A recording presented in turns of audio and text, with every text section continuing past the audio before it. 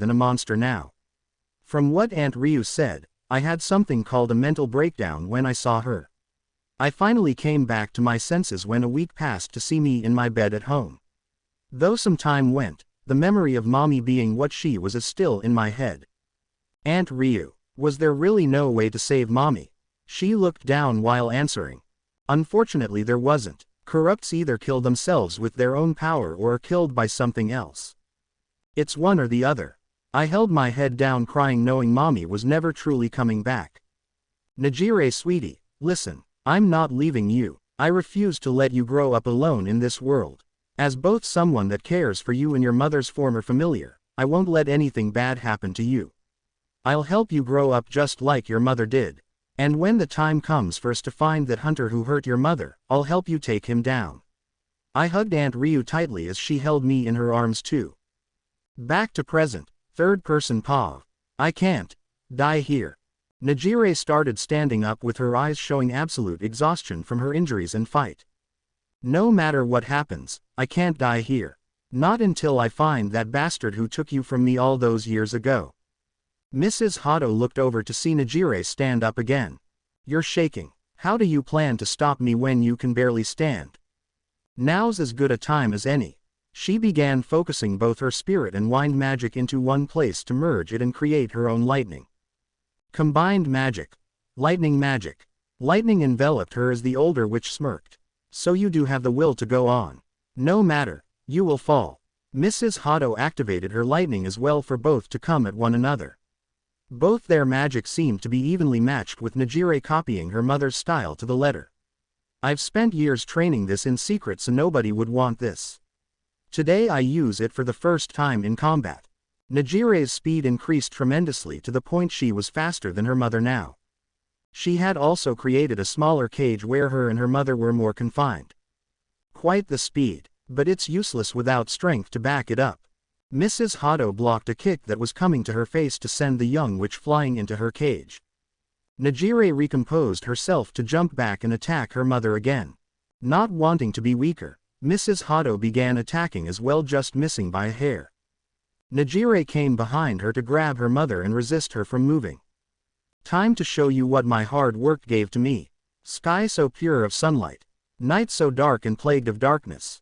Bring forth a storm of which the world shall forego for eons. Storm clouds came above them with several bolts of electricity above. Cleansing storm. A giant bolt of lightning came down to strike them both, pulling all the concrete in a 10-foot radius up and obliterating it. In the light, Nejire came face to face with her mother's real spirit. Nejire, I'm so proud of you, my child. You've done so much to which I cannot begin to express my happiness in you. Her mother gave the young witch a smile that she's known all too well for tears to come down her face. Mom, I'm sorry that this happened. If I was stronger, then maybe I could've. It is not your fault, Nejire. You did nothing wrong. These things happen and neither you nor I can stop them. Nejire ran to her mom to hug her before seeing her spirit fade away. Mom, please don't go. I don't want you to leave me again. I'm sorry, sweetie, but I can't do that. Promise me though that you will keep living for yourself. Nejire shook as she smiled with tears in her eyes. I promise, Mom, so please keep watching over me. That's my girl. Mrs. Hado disappeared after this. The only things that were heard after this was Nejire's cries seeing her mother again and feel the warmth of her smile and arms again. Holy weapons that have been infused with incredible amounts of magical power that can not only be used to damage magical beings or barriers, but can also increase the physical aspects of the user. Creation for low-end holy weapons is fairly straightforward if you have enough magic, but the higher-end ones are next to impossible to recreate since the amount far exceeds what the average magic requirements normally are. Though some are cursed, many ancient weapons from written texts are still within this category. Enjoy. Tamaki Pav. I started to run as fast as I could to find somewhere to hide. All the while, the sound of father's boots echoed through the burning church. Tamaki, there is no need to run, my son. Please come and convey your sins to your father. Damn it, it had to be him to face. Out of everyone, why did it have to be Father Davis? A bullet nearly shot my head through a wood wall I was hiding under to glance through it. There, I saw my father with a bullet and what looked like a holy sword. Glancing at the blade, I could only think of one sword it could be. Do you like my weapon of choice? The holy sword of legends, Excalibur. With a single slash, Father had destroyed the wall I was behind to force me out to point my guns at him. That can't be Excalibur. It was lost long ago in the Dark Ages after King Arthur's death. In the tale we said, it was, but it's been given to the guardians of the ancient scroll from generation to generation. A weapon that could turn the world to its knees, in the hands of the ones who were forced to protect the world we live in. Just goes to show you that just because you have the power to use something doesn't make it right to use. I shot 2 bullets at him for the sword to create another shockwave to destroy them and slash my cheek. So that is the real deal. High round holy silver bullets with spirit-laced incantations on them. I'm starting to think you really wanted to shoot me right there. I'm hurt, Tamaki. This is an illusion. Don't fall for it. But you were always the one with the thickest skin of the kids. It was starting to get to the point I wanted to teach you about being a hunter myself. This isn't real. This place is using what you know and want to believe against you. Sai, I'm assuming you believe this is actually all a dream, don't you? Because it is fake. Father tossed Excalibur to me for it to be able to be caught. This should be an illusion. Why can I? The world around us is an illusion, but I'm the actual spirit of Father Davis. Excalibur chooses who it wishes to wield it and will die with its current user if another is not found immediately. What you're holding is the real sword and you're talking to your real father. Now what I need you to do is stop me. The sword vanished from my hands to reappear in his. But you won't get that privilege so easily. I immediately pulled my guns to shoot at father before running for some kind of cover. He did hardly anything to block them as he merely swung Excalibur to destroy the bullets and fire his gun like it was nothing. You can run, Tamaki, but I will get you sooner or later. He fired another round directly above my head to make an unstable roof fall. If I didn't dodge at the last second, I would have been crushed to death. Come on, Tamaki, think of something. You're dealing with a holy sword-wielding hunter. He's gotta have a weakness somehow. My mind started to return to the first day I came to the orphanage. It seemed almost like an eternity ago. Flashback to 13 years ago. Everyone, this is Tamaki Imajiki. He'll be our new family member starting today. Ever since I was an infant, I was thrown from orphanage to orphanage. I figured this one was going to be the same. I'm not here to make friends. Just tell me where I sleep and also what I need to clean here. I started to walk away before a woman in a nun outfit grabbed my hand. Tamaki, that's rude to everyone. Apologize and at least introduce yourself properly. I glanced back to see the woman with dark hair to her shoulders with a stern look on her face. Whatever, you'll ship me off somewhere else within a month. Why should I care if they get to know me or no, Tamaki? I jumped a bit at the sternness of the older man's voice. He knelt down to my level for his white hair and beard to be easily seen on him. You're going to live here, so please treat us like your family. I don't have any family. You do now. The man turned me to the other kids to show them to be rather interested in me. Everyone here is your family now. If we fall, we all fall. If we get back up, we all get back up. That's what makes us a family here. We support and help one another. I rolled my eyes before leaving to the room where all the beds were. Or at least, the old blankets and pillows that looked like our beds. I spent a few hours inside the room until I heard a knock on the door. Tamaki, dinner is ready. One of the kids from the orphanage said this for me to get up and walk out. When I did, a small table was set up with everyone sitting around it. We weren't eating anything big, just some old bread, jam, and some weird soup. All right everyone, Tamaki's here. Let's dig in. Everyone put their hands together to pray before eating. Once I took a bite of the stuff, it made me wanna throw up. Sorry it's not the greatest son, but it's at least a warm meal to an extent. The old man said this in an apologetic term for it to kinda tick me off. We're not family. I keep telling you this. Just cause we aren't related by blood doesn't mean we're not a family. You're in the same boat as everyone here, so please try to let us into your heart. I finished the food as fast as I could before walking around the church to see what the place looks like. As I did, I noticed that most of the rooms were kinda rotted out and not in the best shape. My attention came to a room that held 2 makeshift beds and a curtain with some old bed sheet as the curtain itself. What the? I looked inside to see things that looked like they would fit the adults in the church. This can't be their room. I started to find a few drawings inside that looked like kids did them. Most were a bunch of kids and the father and sister of the church having the words, Mom, and Dad, next to them. Didn't figure this guy'd have things like these here. I continued looking around to see absolutely nothing of significant interest. The only thing that caught my eye though was a strange thing that looked like a set of stairs under the altar of the main hall of the church. Tamaki, it's almost bedtime. The sister came in to get me before I could go any farther in. I walked back into the bed area to get ready to sleep. Back to present, I found the main hall of the church to look for somewhere to go. At this moment, I remembered the strange stairwell under the podium. In one kick, I destroyed the thing to head down. Inside, the passage was straight and seemed almost unrealistically cold. Come to think of it, I don't think I ever found out about this altar. I always assumed it was some kind of cellar or something, but I never found out. I kept walking through before hearing a bullet go right by my ear. Seems you're running into a dead end, my son. I glanced back to see father smiling at me. Just what the hell is this place? Is this where that scroll you were protecting was? So you know about that, huh? Sigh yes. This is where we kept the scroll of power. Me and Sister Diana were ordered to watch it.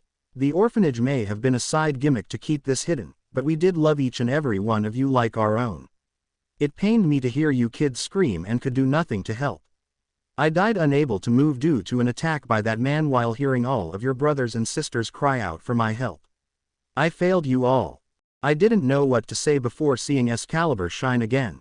Father gave a slash from it to cut my arm and just barely miss from slicing it clean off. Ah, forgive me Tamaki, but I must end this in order to make amends to you and everyone.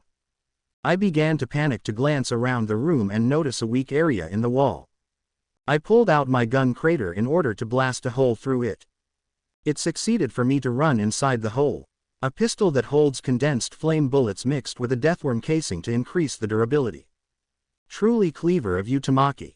I ran down the area to see I was in a room holding coffins of several adults. What is this place? Seems you've found mine and Diana's predecessor's resting place. This area was meant to be one where each and every person who was to become a guardian would remain. Trained to serve, wither away to serve, that is our goal. Before I could say anything, Excalibur was lodged right into me and kept me to a wall. Ah, I am truly sorry Tamaki, but this game has gone on long enough. I tried to pull the sword out, but couldn't at all. Father began to pull out his gun to hold it to my head.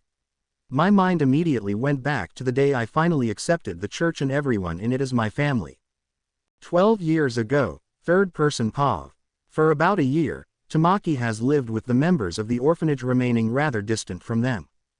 For him, he felt as if they weren't anything more than a means to an end. Being bounced around to so many orphanages took its toll on the young boy, as he could never really befriend anyone without the fear of no longer seeing them again. One day Tamaki was told to go on an errand with one of the other kids. Father said to sell these veggies to the vendor and use the money to buy some bread and other things. The child was a small girl with blonde hair and bulky glasses hiding blue eyes. Whatever. The two kept walking until reaching the vendor to sell what they had. Thanks to them being rather nicely grown, the kids were able to get more than they originally would have. They thanked the vendor before walking to their next stop. On their way, the two ran into some thugs that decided to give them a hard time. "Hey kids. Why don't you give us that money you've got?" The girl hid behind Tamaki in fear, with the cash being clenched tightly by her. "This money is for us to eat. Father told us to use it to buy food for us." One thug wasn't taking too kindly to hearing this to hold his knife out to the two. That wasn't a question. That was a demand, kid. The girl was petrified, not knowing what to do. "Hey, why don't you pick on someone your own size instead of kids, you jerks?" Tamaki spoke down to them in anger as the two thugs started laughing. "Ahahaha, kid, you're half our size. What do you think you're gonna do?" Tamaki kicked the one talking in the crotch and ran with the girl as far away as they could. "Gah, you little brat." Both guys started running after them, with it being obvious they were faster. "Keep going, they're catching up." "I'm trying, but I'm not used to running." The girl started to slow down a bit before tripping over a rock to fall face first. The cash she had fell around her for the girl to try to pick it up as fast as she could. "Leave it." "No, we worked hard to make the stuff that was paid for with this money. I'm not letting our hard work go to waste because of some jerks." The two came behind the girl with knives. She cowered in fear, with Tamaki going in front of her, hoping to avoid her from getting hurt. He closed his eyes, expecting immense pain to follow. When nothing happened, he opened an eye to see a shadow of a man above him. The person was none other than Father Davis, with the two knives in his arm. "I figured something was wrong since you two weren't back yet. Get out of here, old man. This is between us and the kids." Father Davis looked at the two in anger, for a chill to run up their spines. "So you're going after my kids, huh? Well, prepare for the punishment." In one hit, Father Davis knocked the two thugs a distance before turning to see the two kids. "Father, you're hurt." The blonde girl ran to the pastor for him to smile. "It's all right, Melissa. Nothing, a little bandaging and rest won't fix." Tamaki couldn't believe what he watched. The man we beloved was nothing but a stranger, saved both him and the girl beside him like it was nothing. "Why?" Tamaki spoke up with a bit of tears in his eyes. "Why help us? We aren't even your kids." "So why?" Father Davis reached his hand out to bring Tamaki into a hug. "Because you're one of my children, Tamaki. So long as you live under my roof, I'll protect you and everyone else. It's my solemn vow to you all to never let anything bad happen to you." Tamaki started crying in the older man's chest, hearing words he thought he'd never hear from someone else. Back to present. "Farewell, Tamaki. Father, forgive me." Tamaki activated the monster genetics inside him to grab Father Davis's hand and point it upwards. Meanwhile, his hands pulled out Excalibur with all his might. The holy sword ripped out of his shoulder and dropped to the ground. "Not bad, Tamaki, but let's see how you handle this." Father Davis slashed at Tamaki for him to use a single pistol to block the holy weapon. "Quite the fancy gun there." "Oh, it's more than a fancy gun." Tamaki moved to a speed as if he vanished. He reappeared behind the pastor to nearly shoot a bullet through his head. He was able to evade this and attempt to slash Tamaki. The person he thought was Tamaki was actually an after-image. "What exactly is happening?" "It's a pistol my friend Izuku gave me." It was a holy weapon he's worked on for years using his own magic. My speed is not on par with light. The gun is called Light Blitz. Tamaki moved in speeds that were far too fast for any human to see. I'm sorry, Father, but I must do this. Father Davis heard shots fired to try to block them all, but some were unable to be blocked and hit the pastor in the limbs. He was about to try to use Excalibur again before having a pistol pushed to the back of his head. He. Nicely done, my son. You've beaten me at my own game. So go on, end it. Tamaki was shaking. He didn't want to kill his father figure, but knew that it was either him or the pastor. My son, stopping yourself here won't change what already is. I've been dead for a long time and sparing me here will not change that. But even if I do die a second time, I'm happy I was able to see you again, Tamaki. You've grown into a strong young man. Tears started to well up in the young hunter's eyes. Father, why did it have to be this way? You were someone I respected. The man that taught me to be happy with what's around me. So why do I have to do this? What right is there in this world if I have to kill my own father? Father Davis turned to Tamaki to look him in the eyes. The man hugged him for tears to fall of his face. I know you don't want to do this, my son, but you must continue to help those who need it. For the sake of myself and all the members of the orphanage, you must see your journey through to the end no matter what. Father Davis let go of Tamaki to smile through his tears. Here, as a token of your victory, Excalibur has chosen you as its next user. The pastor gave Tamaki the holy sword before putting his hands in a praying position. I've made peace with this, so now you must as well. Tamaki raised his gun to Father Davis's head, shaking while doing so. I'm sorry it had to be this way. Thank you for everything. You're welcome, my son. Tamaki pulled the trigger to send a bullet through the pastor's head. The body disappeared after for the young hunter to kneel down and cry out loud. Father, Father, I'm sorry. He continued to sob as the world around him warped to a new shape. Fallen angels, angels that have fallen from grace due to earthly desires and sent to the underworld for doing so.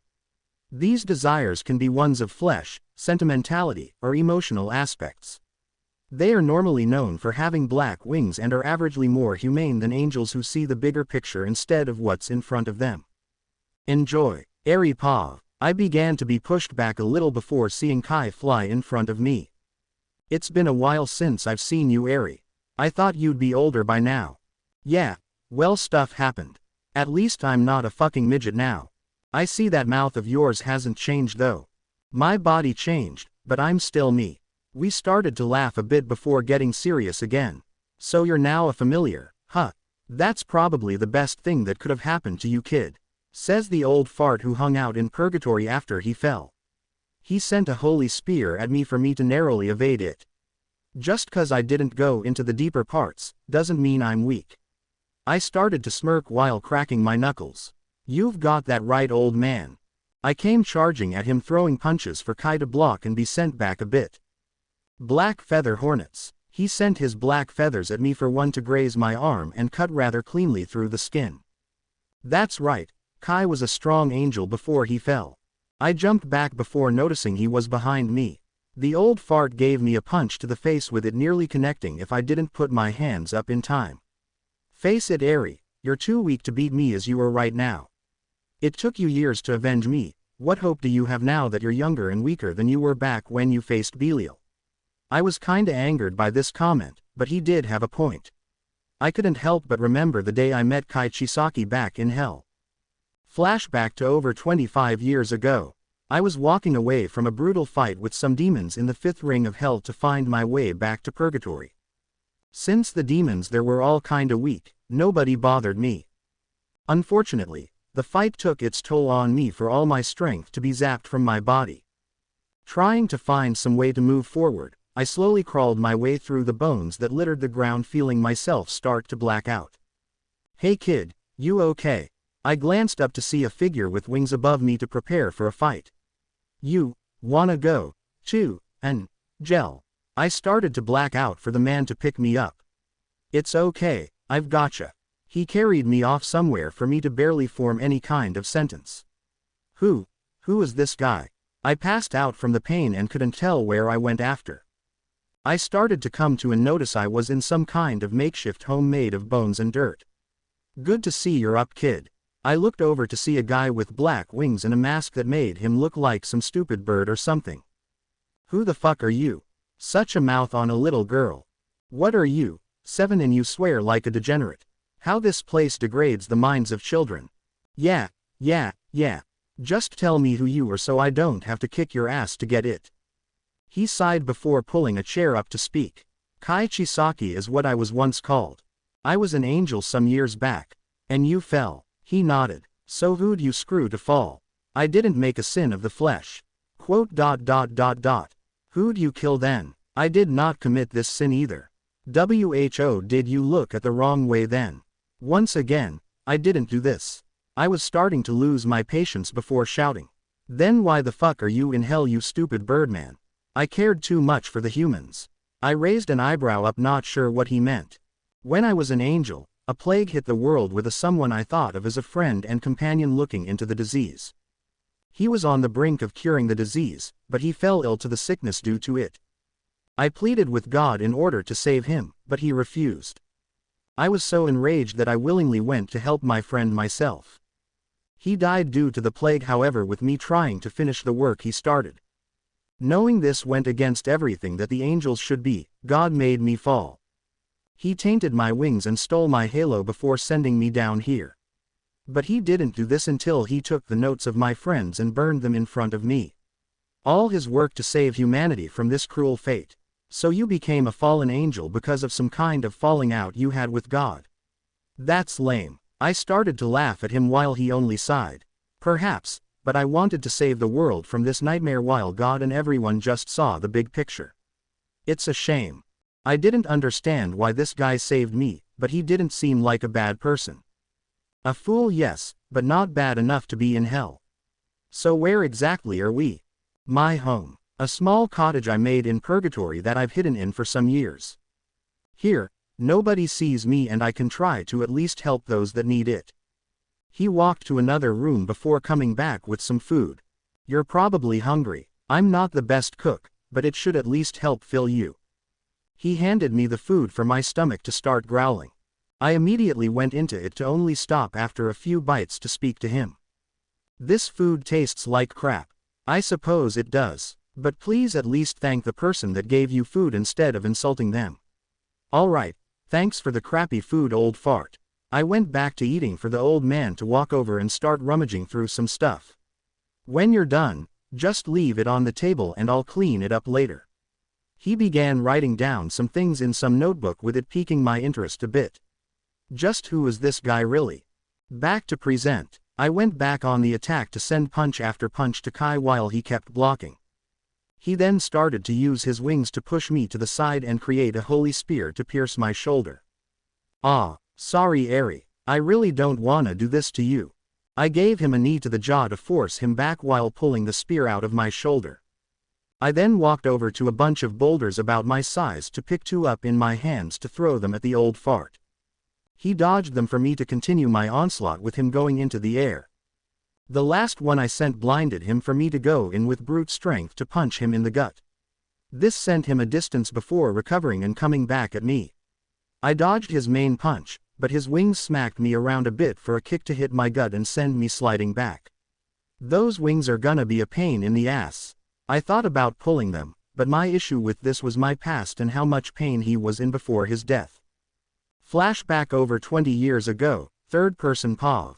Eri began to stumble towards Kai's home before kicking the door open. This spooked a patient he had with a 12-year-old Eri walking into the room. Eri, why are you coming home so late? Since their first meeting, Eri had frequented Kai's home to the point he decided to help take care of her. She walked into the room without making a word for Kai to look at her with a bit of agitation. Well, explain yourself, young lady. Eri didn't say anything as she fell over with gashes over her back. Eri. Kai immediately brought her up and tended to her with his patient, offering to help the best he could. They were able to stop the bleeding and clean the injury up the best they could, but they weren't out of the woods since she lost a lot of blood. She needed a blood transfusion as quickly as possible, but she couldn't take just any blood, being type AB. Kai had type B and his patient had A. He ran out to find anyone in purgatory who had type AB or O to do an immediate transplant. Fortunately there was an old patient that had AB to help him in return for helping them when they needed it. After the transplant, Kai had spent 3 days making sure Eri wasn't going to get sick or wander off as she normally does. Due to the constant care he took, Eri's injuries healed up enough where it wasn't nearly as bad as it was before. Unfortunately, a scar would remain on her back from what looked like claws going through it. Kai looked down at the girl that he took care of to feel absolute pity for her. He's seen her beaten up from fights regularly, but never to this level. Eri, what did you do to get this beaten up? As if on cue, a large rumble was heard with many of the residents of Purgatory running away. Kai came out to grab one to find out what's going on. What's happening? Belial is coming. Belial, she didn't. Where is that little brat? 1. Kai glanced upon one of the rulers of hell to notice one of his eyes were gone. Where is that arrogant little bitch of an Oni who did this to me? Quote. Of course she picked a fight with him. The fallen angel looked into his home to see Eri struggling to regain consciousness before seeing Belial come towards him. I know you've seen the brat who did this to me. Now talk. Kai was uneasy. He was strong, but nowhere near strong enough to face a demon ruler. She's not here. I haven't seen the child in over a week, liar. Kai was knocked into a wall that was brought down in the process. The smell is fresh on you, filthy fallen. You've seen her recently. Now talk. Kai stood up with blood coming off his face while panting in pain. I don't know where she is. He obtained a fist to his body along with one of Belial's claws going right through the back of his knee. Tell me the truth. Where is the Oni girl? Once again, the fallen angel lied through his teeth. I pant. I don't knowaahhh. Belial picked him up and held him up to his face, clearly more angered. You dare lie to me even as you are trying to survive my punishment. Very well, let's see how you enjoy having these wings plucked then. Belial reached for one of Kai's wings to twist it slowly and have the fallen angel shout in pain as it came off in the most painful way imaginable. Every bone in the wing was broken and shattered, then the ligaments in it were ripped and torn. Finally, Belial tore the entire wing off, making sure to go slowly to make Kai feel his wing be forever removed. Once it was complete, Belial threw the wing in his mouth to eat it before asking him again to give Eri up. Once again, Kai lied and said he didn't know for the same to happen to his second wing. Near the end of the first wing's ripping off, Eri was able to look outside and notice what was happening to her father figure. Every time he'd be asked to give her up, he'd lie and suffer unbearable pain. This hurt her, knowing that none of this would have happened if she didn't push her luck with a ruler of hell. 1. Once the final wing was off, Kai was on the verge of dying. With Belial agitated, he came all the way to Purgatory to get nowhere. He threw the bloodied fallen angel into his home for him to fall into the center off the floor before going home. When he left, Eri immediately came to Kai's side. Old man. Say something. Kai opened his eyes to see Eri over him about to cry. Are you feeling better, Eri? He raised his arm up to pat her head to make tears fall from the little Ona's eyes. You bastard. Why didn't you give me up? You're gonna die because you were too fucking stubborn. He. I guess you rubbed off on me, kid. Look, I did what I did because I see you as my daughter. If I didn't, then I still would have done this. So why then? I've lived long enough. I wanted to end this life at least protecting someone. I couldn't save a human friend. I couldn't help reach his dream after his death. I couldn't stop myself from falling, but I could still help you. Please, Eri, find people who you truly care for and fight for them. When you find them, you'll want nothing more than to give your life for their betterment. I have faith in you for that. 1. Eri was on the verge of hysterics now with this request. Then why don't you stay so I can fight for you? He. Such a greedy girl you are. I'm sorry, Eri, but I can't. Kai closed his eyes for Eri to keep shaking him. Old man. She clenched his shirt with tears falling on him as she screamed in pain. Father. The one who put him in his grave was Belial, but this would have never happened if Eri hadn't picked a fight with the demonic ruler. On that day, she swore revenge and obtained it 10 years later by ripping the demon's head off his neck after yanking his limbs off to torture him. She avenged her father, but this didn't fill the hollow void left after his passing. Back to present. Old Ma Father, I'm sorry about what happened. But this is something I must do in order to keep going. Kai pulled his mask and green overcoat off to place to the side. Then let's see what you have learned, my daughter. Eri came charging at Kai to punch his stomach repeatedly. Every punch she landed made a memory of happiness present itself to her. From dumb memories like Kai scolding her for picking fights, to ones where he taught her how to be self-sufficient in some ways. These memories flowed into her for tears to fall down her face. This however didn't stop her as she kept going until her fists began to steam from the amount of friction she was creating. I found the people I want to protect and help achieve their goal, Father, so please keep watching over me till the end. Her fist was crimson red as she punched through Kai's rib cage and through his heart. Hell's bloody knuckle. The attack sent the fallen angel to his knees as he toppled over. As he did, he began to smile. Nicely done, Eri. You won. Eri was able to succeed, but she felt unhappy it came to this. Don't be so sad. I already died and this was just a way for me to discover if you were strong enough to keep going. Don't take this too hard on yourself. Tears began to come down Eri's cheeks as she held the urge to let her emotions out for the loss of her father for a second time. Father, I'm sorry for being a rude, irritating, and downright disrespectful little brat. You shouldn't have had to deal with it. It's okay, Eri. I like the fact you weren't afraid to be yourself. It's because of that I was able to find you and take you in. You have to promise me something though, Eri. Never let anyone tell you to stop being who you are. If you let this happen, then you can't be you anymore.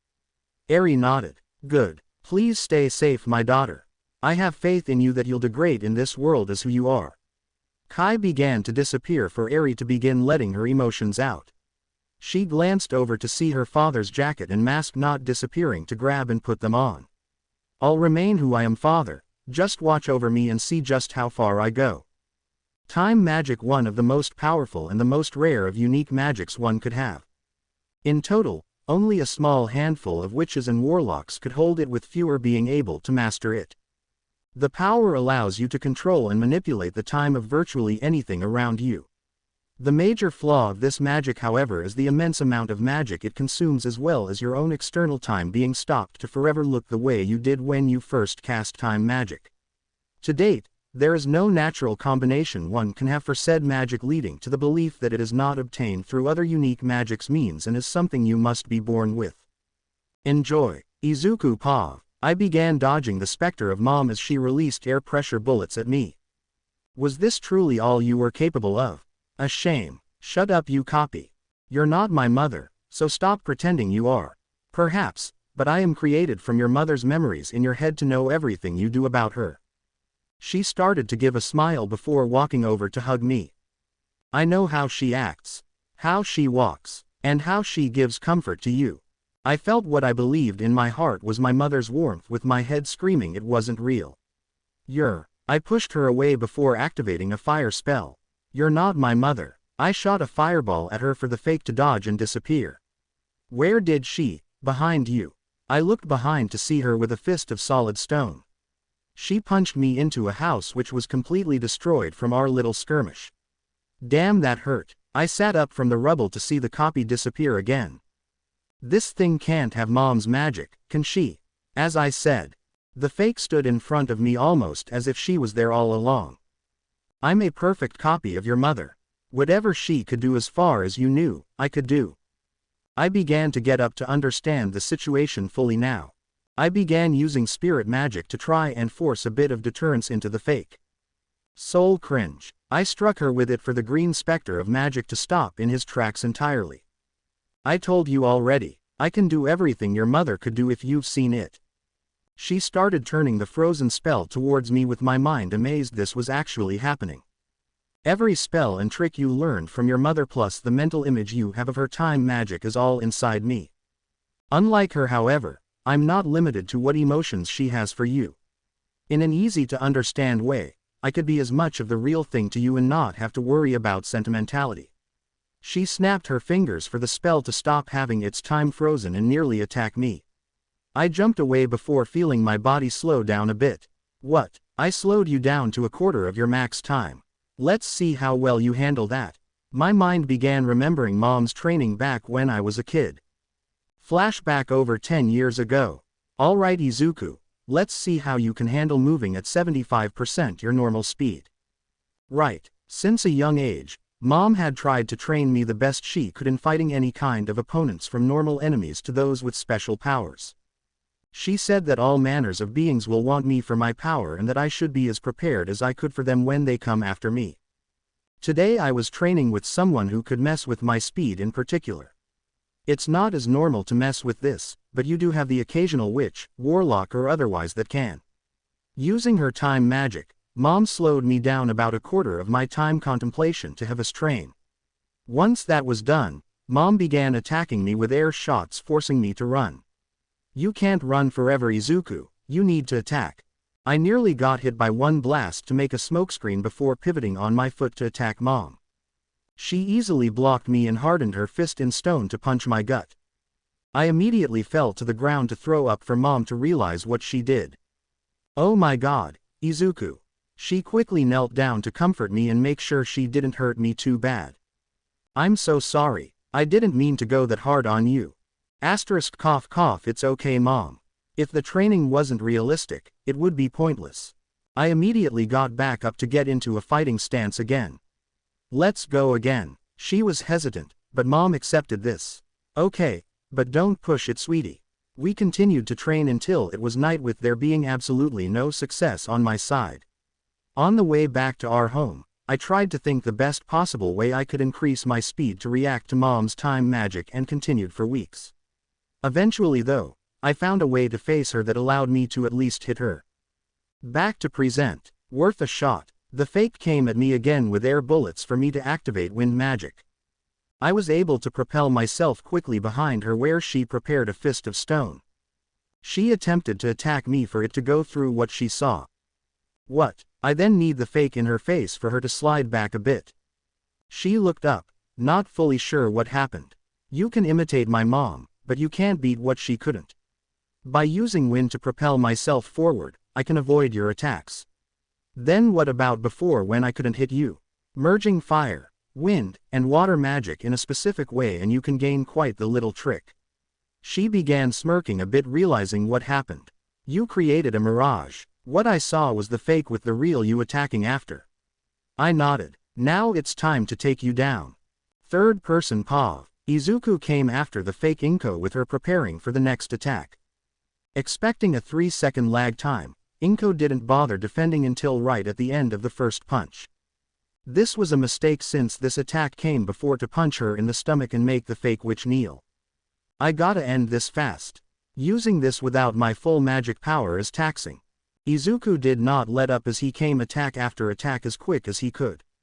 Though his speed and reaction times were reduced, that would mean next to nothing if his opponent couldn't predict his attacks.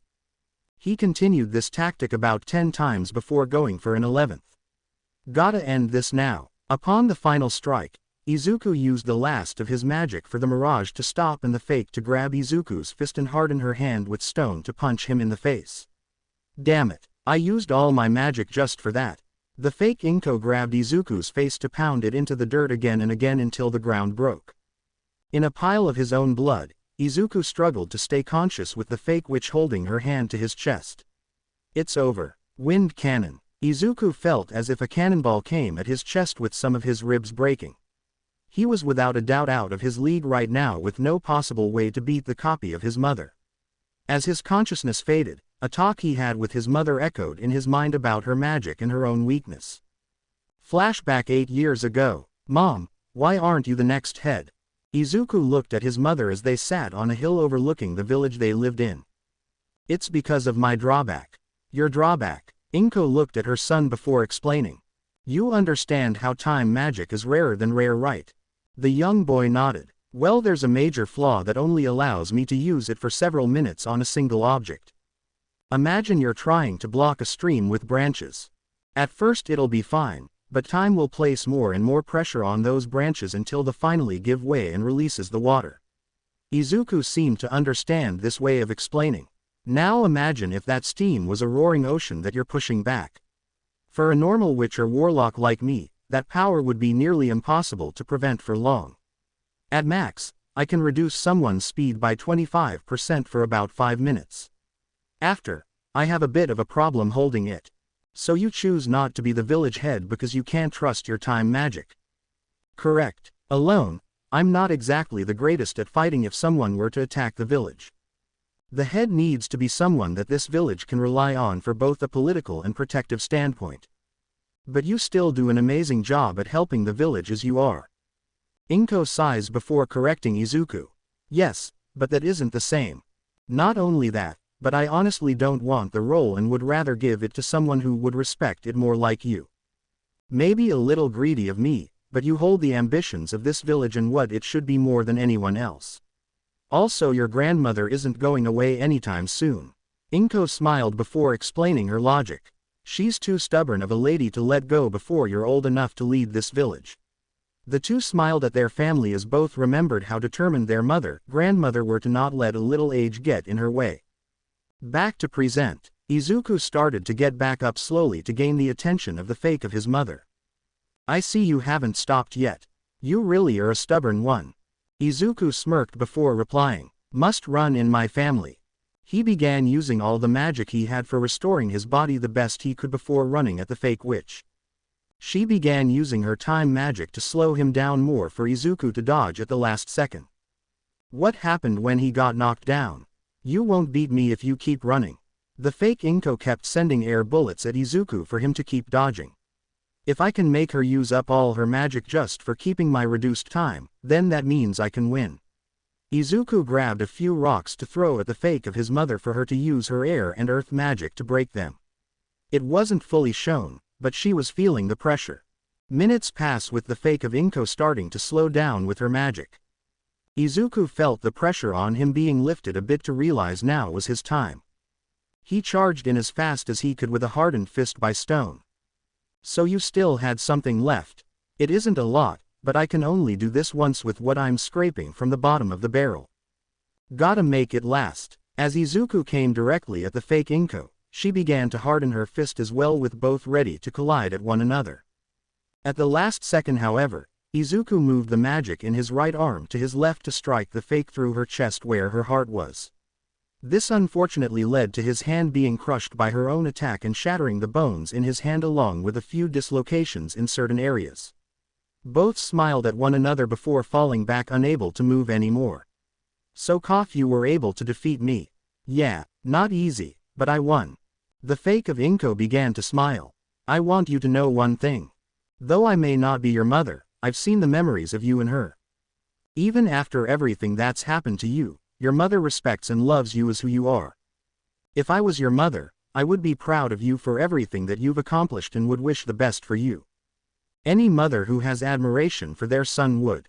Izuku smiled at this with the image of his mother showing in his head and how she's always been there for him when she could. Even when he was reduced to next to nothing of a warlock, Inko helped her son where she could.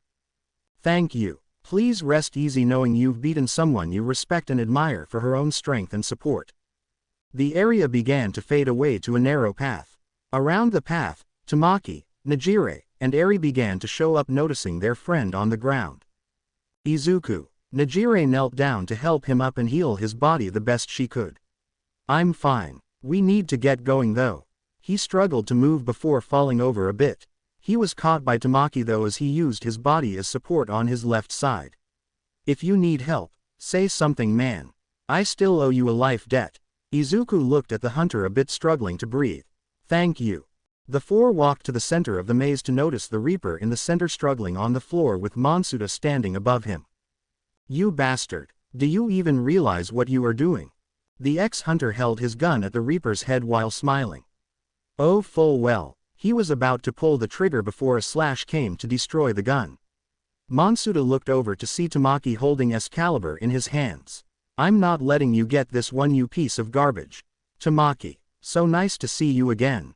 It's quite interesting as well to see you with that holy sword. Save it, you monster. He rushed in with Monsuda pulling out another sword. Tamaki realized what the sword was to pull back with the Reaper. Why do you have Durandal? This was a gift I obtained same as you, Tamaki. But unlike yours, Durandal can be used by anyone that can wield it and isn't needed to be hand-chosen. All it takes is compatibility with it. This comment enraged the hunter as Monsuda opened a portal. I hate to talk and run, but I already have what I wished for. The man held up a green object with an eerie glow to it. Farewell. Najire wasn't allowing him to leave with her, striking him with a bolt of lightning. You're not getting another. This attack just barely misses for the item he used to shatter off pieces what looked like crystal to reveal a bright object that sent shivers down everyone's spines. Nicely done, young witch. You've succeeded in doing what I've been trying with that attack. All your enemies up to now that I have created were to pull apart the casing for Izuku's power, with it being fully destroyed and the magic it holds to be free for me to use at its fullest. Now all the pieces are in place to make the dream I have a reality. Ta-ta. Monsuda leaves through the gate with the pieces starting to glow and enter into Izuku. He felt his magic begin to swell back up to heal his body back to what it once was. He then walked to the Reaper to heal him and speak. Do you have any idea what he meant by his dream? The Reaper nodded. He wants to become a god. I don't know what you all are planning to do, but you must do this quickly. The Reaper touched Izuku's head for all the information he's obtained within Monsuda's time in the Vale to the green-haired boy's brain for him to understand what's happening. Let's go. We've got something we need to stop. Izuku opened a portal to the normal world, with everyone leaving the Reaper to retain the power of the Vale the best he could. Who would have thought that the very power that could save the world would be the same power that narrowly destroyed it long ago? Eternal Altar, an altar that is said to have been used to create the natural order of the world back when time began. The altar has never been discovered before on purpose, and every being that has discovered it has made an astounding difference to the world as a whole. Aiding to its mystery, the altar disappears from the place some find it first and is found in different locations.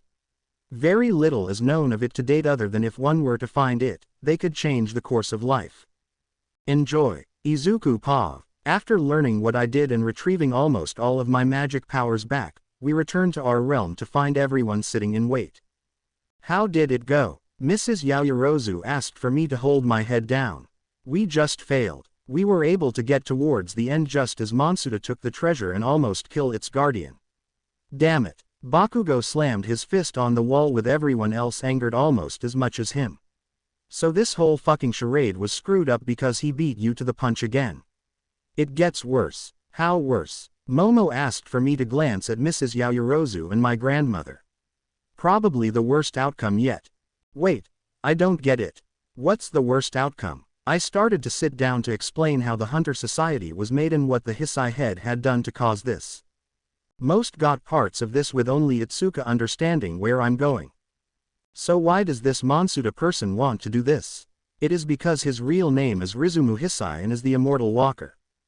Grandmother's answer placed fear in everyone as they now realized just who Monsuda really was.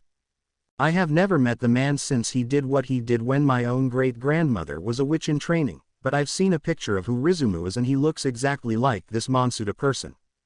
So we're facing a literal immortal warlock with the powers of a hunter. I nodded at Kyoka's understanding of grandmother's explanation. We're boned. As in not the turn me over and go to town on my ass, the throw me to a pack of horny rapists who are just itching for a piece of ass boned. Has anyone ever told you that your mouth needs to be washed out with soap? But I get where you're coming from. We're screwed. Rumi wasn't exactly fond of the way this was said for me to silently agree before getting onto the next topic. We might however be able to beat him to his next stop though. Which is? Toga asked for me to say it. The Eternal Altar. Great. Now we're going after witch fantasies. Setsuna wasn't proud of hearing this, with a lot of us not exactly sure what I was talking about. Medora bro, what's this altar thing exactly? This is also the first I have heard of it as well. Mother, what exactly is it? Mrs. Yaoyorozu takes the front row of this to explain. The Eternal Altar is deemed a fantasy place even to witches and warlocks. It's a sacred area where ones who change the world find on accident and only visit once. In the case of when humans discover it, they call it names such as El Dorado, Shangri-La, Eden. These places are what you call this area, where they are only spoken of in legends and deemed almost as if they do not exist. This is because the altar works similar to that of a pocket dimension that people unknowingly wander into. Finding it is next to impossible. So how is this guy gonna find it then? My best guess he found a way to find it. I'm not sure why, but he needed my magic, the magic of the veils, and Durandal for some reason to even make this possible. I said this for Melissa to shout in anger. Oh come on, he's got Durandal too. That's one of the strongest holy swords the hunters have. So what now? We're looking for something we can't even find. Unless you can magically find something to discover it, we won't be able to find and stop this Rizumu man. Abara asked this with Mom speaking up. If I remember from an old text, the heads of the Monoma, Midoriya, and the Hisai could find the destination of the altar if their magics were put together. Issue is, we can't find the family. Hamiko glanced over to see Mom fidgeting a little at her comment. We can find the, can't we? Well yes. If me and the current head of the Monoma house put our magic together, then we can find our third house's head fairly easily. And that is why I have come to help, ahahaha. Mrs. Monoma came through the door with a bit of arrogance for all of us to roll our eyes. It had to be her that we needed to help us. Very well. Inko and Gomen, would you please? Grandmother said this for both to begin holding an orb of magic in their hands. The light in the room started to dim with the light from their magic growing. They began to chant together in unison for an incantation. Within the we beseech thou to unveil thine presence. Lead us to thou's doorstep to honor thine blood pack. Go forth, light of passage. A beam of light was sent out before coming back to both Mom and Mrs. Monoma. The light in the room came back for them to walk over to us. The head of the house is in this city. Let's hurry. We started to move as fast as we could with everyone following. As we headed out, we noticed the sky start to turn black. Is there a storm or something happening? Shouldn't. Weatherman predicted no clouds at all today. This is a side effect of the 5 treasures being in this world. We must stop Rizumu now before he succeeds in what he plans. We kept walking down the street with Ochako starting to feel a bit as if she's been here before. We stop in front of an apartment complex with Mom and Mrs. Monoma leading us up some stairs into a home. Wait, the third family's here.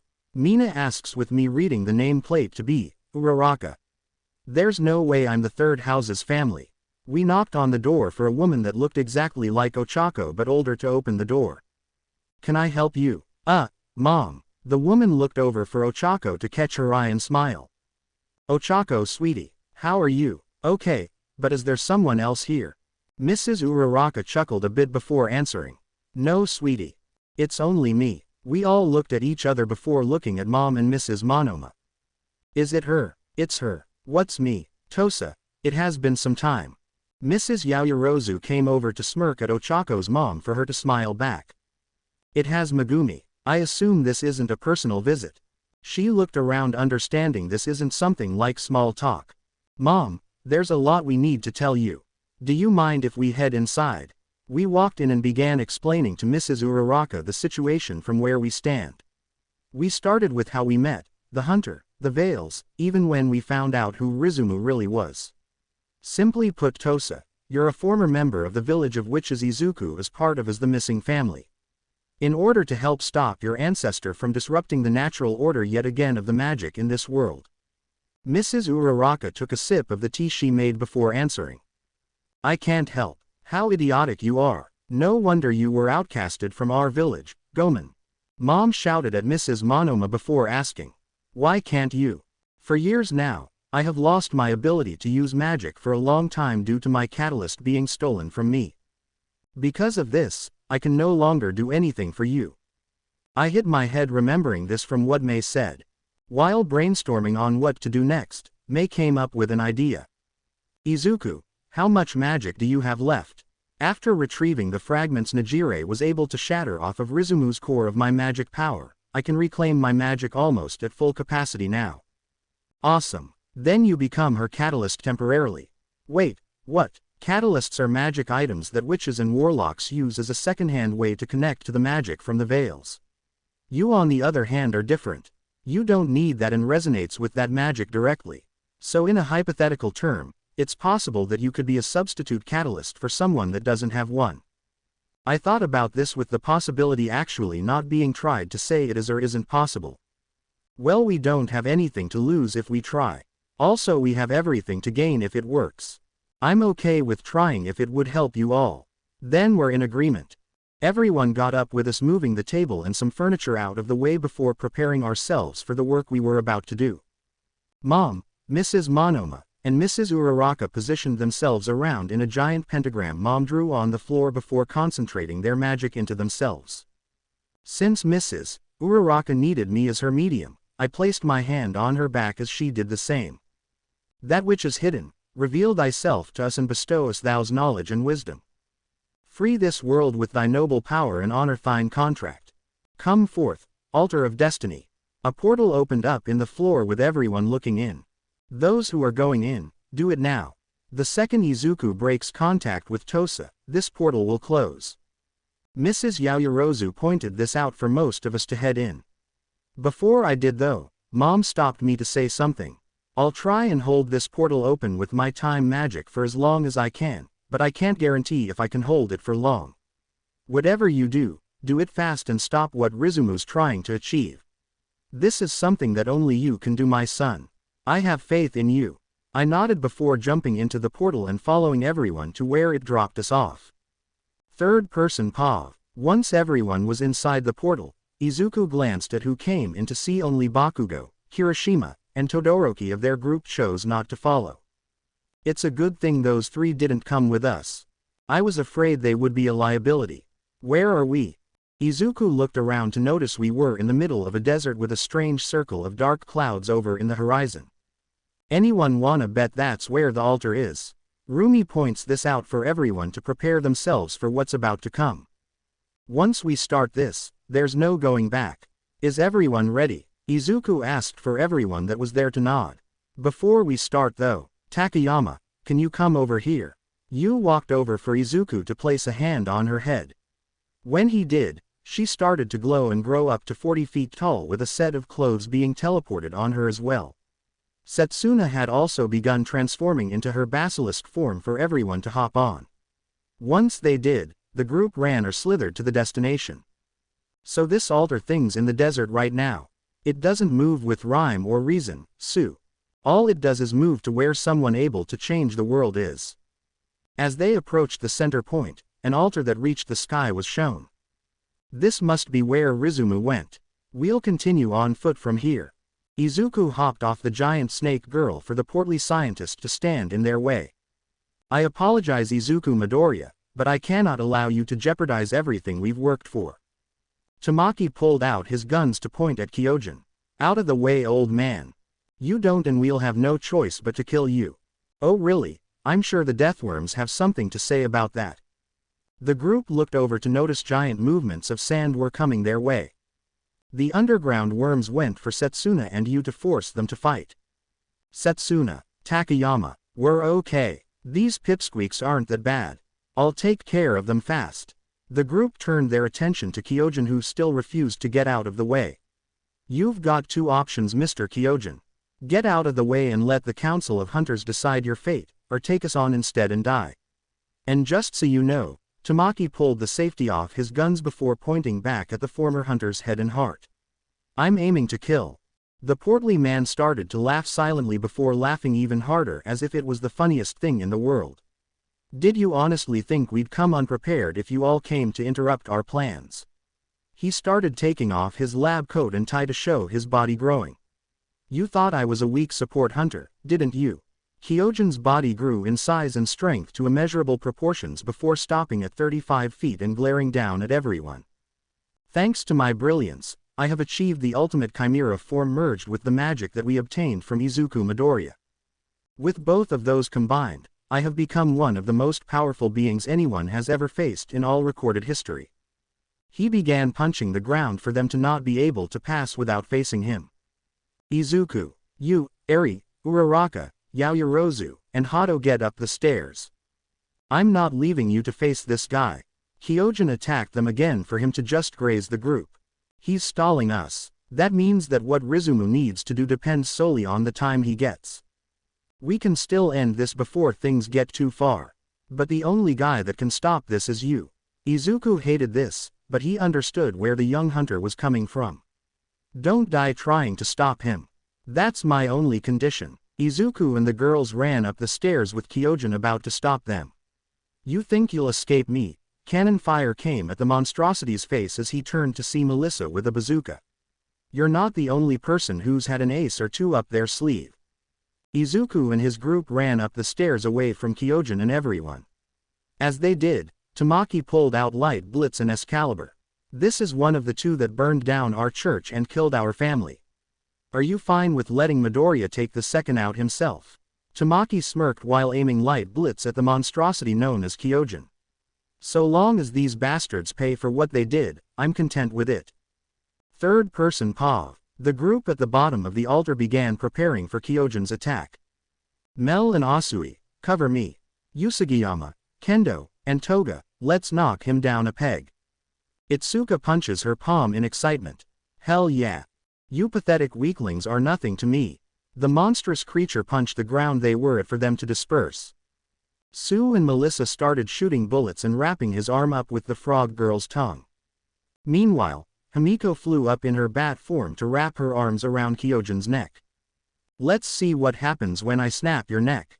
She pulled her body back for Kyojin's head to extend almost a foot off its body. "Did you not think I'd prepare for you filthy mongrels to do something like this?" Quote. NNGH. That's why we have a plan B. Itsuka. Rumi. Right. Both women jumped up and prepared to hit Kyojin's neck that was now a huge target. Rumi attacked with her foot while Itsuka used her fist. "This is for the shot of silver your asshole friend hit me with. And this is for the hell of it." Both collided with immense force to cause the stairs they were on to give way. The three pulled back waiting for some indication of what they did. "You filthy whores." Kyojin came at them before feeling 2 rounds enter his kneecaps. Looking behind, he saw Tamaki with his gun Light Blitz smoking out of the barrel. "Adorable. You thought that would harm me."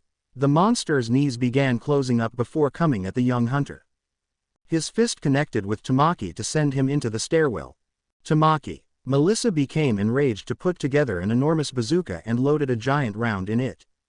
"Eat this, you disgusting freak."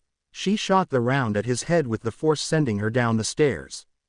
She would have struck her head if Kyoka didn't catch her. Knowing from their last attack that it probably didn't kill the former hunter, Ryuko grew to insane proportions to take the form of a dragon, and Nimari got on with Mina as they both held either a spear and hammer to cause more damage if possible. At the smoke, they released hell on Kyojin, hitting him with everything they've got. They continued attacking the beast for a solid 5 minutes before stopping to catch their breath. Pant did that do anything? There was a painful silence until Ryuko was grabbed by the neck and slammed into the stone repeatedly. "Ryuko." Nimari came to help her friend before getting a kick to her stomach and going right into Itsuka.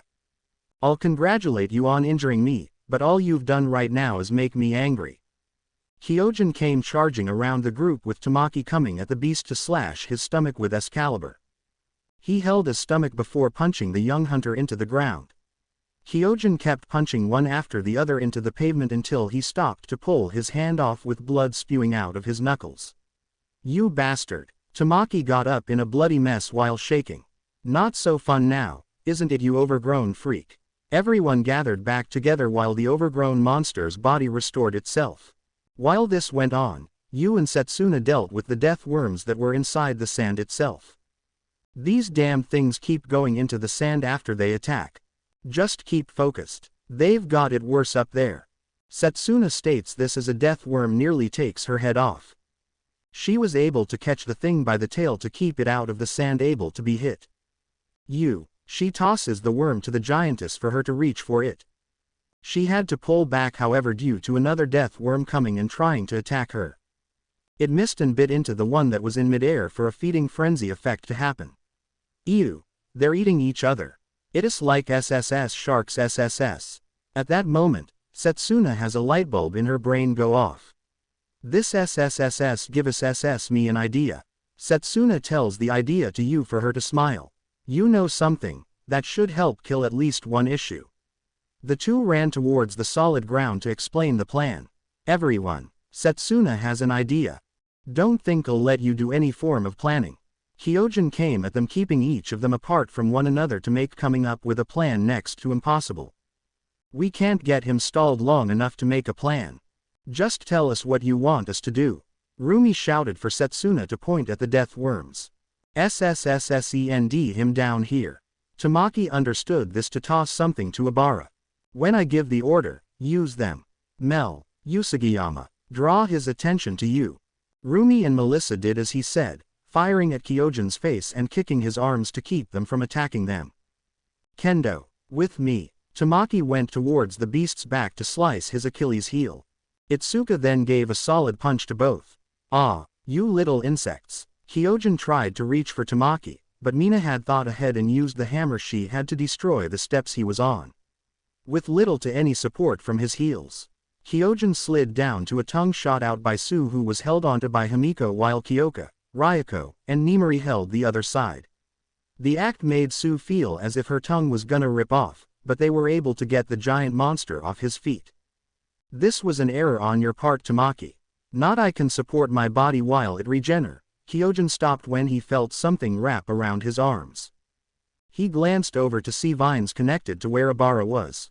These are clematis vines. They don't break that easily. The vines kept Kyojin's hands together as he went head first into the stairs to come down near Setsuna and Yu, who were holding back the death worms. He's coming down. Tamaki shouted this for both to get out of the way. A large dust cloud appeared when Kyojin hit the desert sand, with everyone coming back together to try and prepare for anything that comes next. Did that do it? Kyoka asked before the smoke was blown away by Kyojin. I've had enough of you all. I'll end this right now. I'll kill every last one of you, starting with the failures of hunters. What now? Tamaki asked for Setsuna to turn back into human form. Wait for it. The blood that Kyojin had on his body stained the ground for a rumble to be heard. Down where he was, half a dozen deathworms came to bite and rip his flesh apart. You filthy mongrels.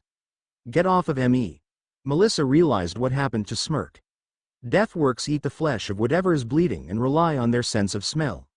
So when Kyojin came down covered in blood, he was the one they targeted. Setsuna and Yu nodded at this for Tamaki to smile.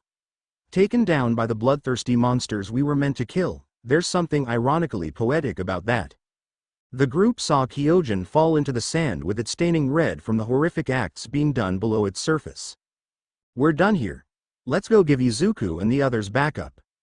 Itsuka says this with everyone turning their backs to the sand. Rumi stopped, however, when they heard something shift behind them. I don't think this is over yet. A rumble was heard for everyone to glance over and see a hand shoot out from the sand. As it did, the image of a bleeding and partially devoured Kyojin came out with the remains of the death worms in his hands. Pant, nice try, but I'm not done yet. You'll all die here. He came out of the sand and began crawling to the steps. Just how much is it gonna take to kill this guy? Either way, time for round 2. Kyoka. Wait a minute. Tamaki held his hand up as he walked towards Kyojin. You brats think you've won. I'm going to enjoy ripping you apart piece by painful piece.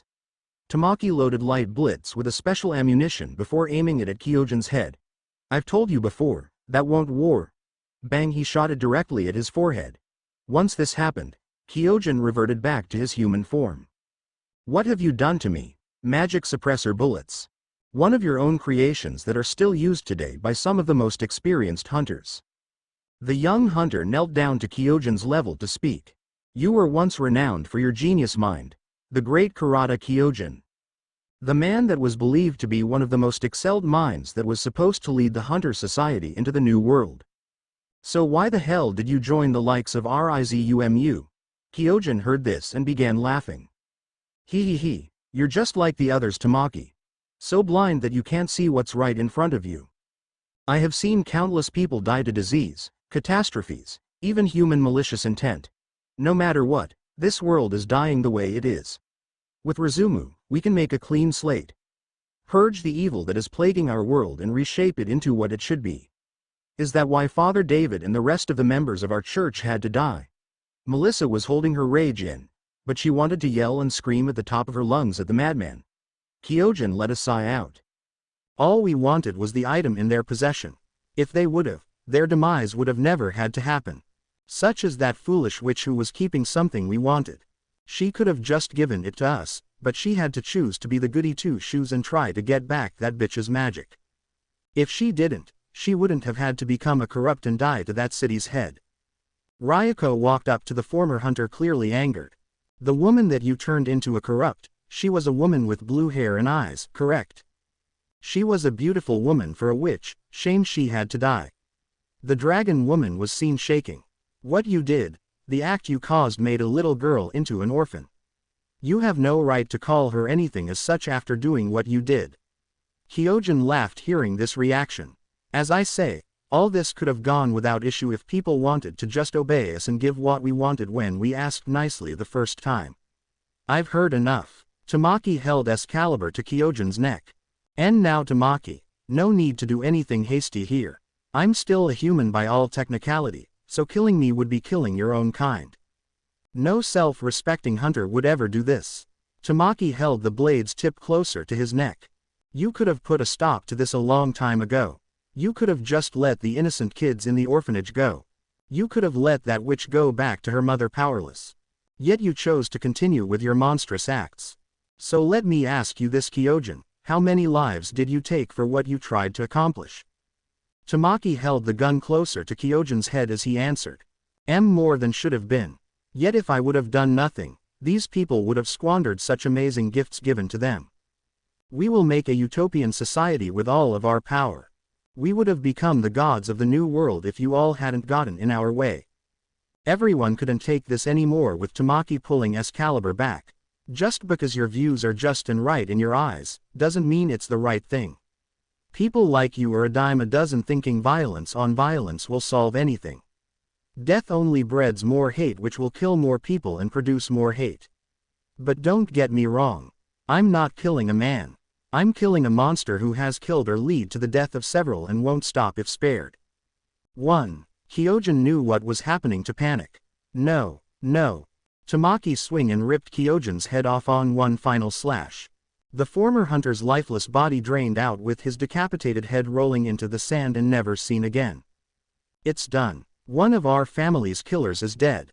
Tamaki stared blankly at the corpse of the man he killed before laughing. Ha ha ha, ahashaha. Did you see that, everyone? Your killer died and will rot in hell forever. He continued to laugh until tears came down his face, understanding that all this did was just end a human. Father David, Sister Diana, everyone, was this what had to be done? Was there really no other way than to let these things be? The young hunter held in his sobs while glancing at the darkened sky. Did you all have to die and have me and Mel avenge you? Was that the only thing that could have been done? Everyone around was uneasy with this question, with Melissa hugging Nimari to keep her tears from being shown. The succubus began to pet her head, trying to comfort her the best she could. Sadly, this was pain her and Tamaki were holding in for over a decade that could now finally be released. Fate is a cold mistress. Tamaki looked over to Ryuko, who was holding a pained face as well. When he spoke of my former master, Nijire's mother. I didn't care for anything but his demise anymore. But doing that will do nothing but open old wounds that you've tried to close. But unlike me, you and Melissa kept your wounds open so you can never forget what happened. The dragon woman reached for Tamaki's head and brought it towards her to hide his face. It's okay to cry. When one loses a loved one, grieving for them is the best option. Sometimes it takes more time for these feelings to surface, but letting it out is something that will help you. So as long as your face is hidden, cry into me to prevent anyone from seeing this side of you. This was the spilling point for Tamaki. He tried to kill these people that were around him when they first met, but now they're trying to help comfort him. He couldn't take it anymore and sobbed into Ryuko as loud as he could, holding her waist as a form of solace. Melissa did a similar act with Nimari for everyone to feel towards them. However, their moment couldn't last long, as they needed to catch up to Izuku and the others to finally put an end to the nightmare they were witnessing. With Izuku and his group began reaching the altar's top, where Rizumu was standing with all 5 of the Veil's treasures on a stone slab. Rizumu Hisai, it's over. Give back everything you've stolen now and surrender quietly. The man seemed agitated a bit, looking at Izuku and the girls beside him. So you've come all this way. Impressive. But that matters very little, as I've already completed what I sought to do. Which is? Eri asked for Rizumu to hold Izuku's magic out in front of the treasures. A crack was shown in them as the treasures quickly shattered into a million pieces, surprising everyone in the process.